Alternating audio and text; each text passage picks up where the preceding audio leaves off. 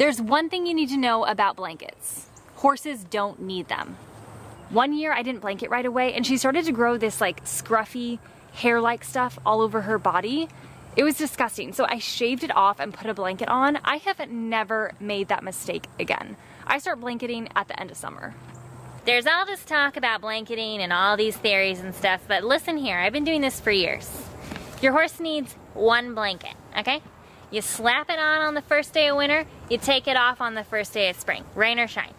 Okay, I've been doing this for years and I've never had a problem. Except that one time, but since then I've never had a problem.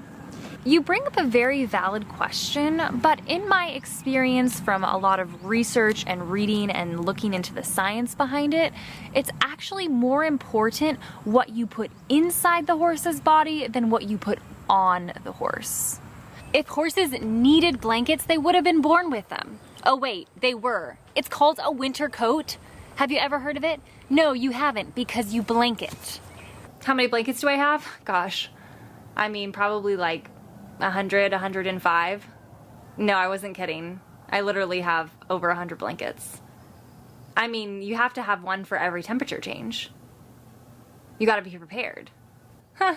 Well, my horse is a show horse, so maybe it's a little bit different. In fact, I use the same blanket for all my horses. Okay, one size fits all.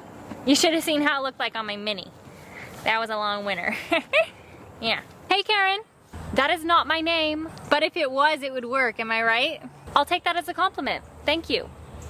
See, when a horse is foraging, that hay or grain or grass or whatever is fermenting in their body. It's a whole scientific process, and that actually generates heat, okay? And that keeps the horse warm. Oh, I bet you would like this. I subscribe to this blanket washing service. They pick up all my dirty blankets every Friday. They clean them, wash them, iron them, steam them, the whole shebang. And then they fix any monograms or embroidery or tears, and then they waterproof them and they deliver them back on Saturday morning. It is such a nice service. You would love it. How some people choose to spend their money, am I right? When you're not looking, your horse is gonna roll in mud. So I don't know why people spend so much time washing their blankets. This blanket, never been washed. I take that back. The rain washes it every day, okay? That's all the washing it needs. These horses are filthy animals. They're filthy. They don't need a clean blanket. Come on. Just because you or I are feeling cold does not necessarily mean that a horse is feeling cold. This is a very common misconception. If you want to know if your horse is feeling cold, there's a simple trick. You can just feel behind their ears. If it's cold to the touch, then they are cold. I know that not everybody can afford to have 100 blankets like me, but if you're an equestrian and you have a horse, there are a certain amount of blankets that you absolutely have to have.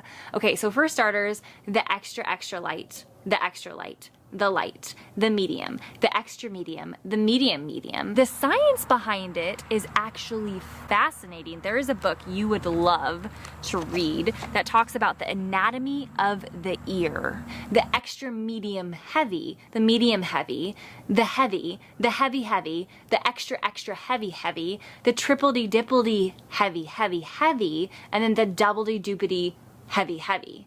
And of course, when it comes to double blanketing, you're gonna need at least 2 of each one of those, maybe 3. Bare necessities. One year we had this crazy ice storm. I don't know if you heard of it. We called it like the snowpocalypse. Anyways, I sat from my window watching all these crazy horse ladies fussing about their horses, switching blankets on and off, going crazy, while I was sipping hot cocoa next to my fire. Yeah, it was quite the show. See, I really like you. You seem like a sponge that just soaks up really good information. I would love to add you to my daily newsletter that goes out. I send out tons of great information. And then also, I have a weekly book club where we discuss the scientific articles that I have found of the week. And we get to just talk about horses, and it's just really great. Coming from a scientific perspective, you know, not just this barn chitter chatter gossip stuff. The superdy duperdy heavy, and then the triple dipple. As always, thank you guys so much for watching. If you like this video, please give it a thumbs up and make sure you subscribe so that you don't miss another video. I'll see you all in the next one.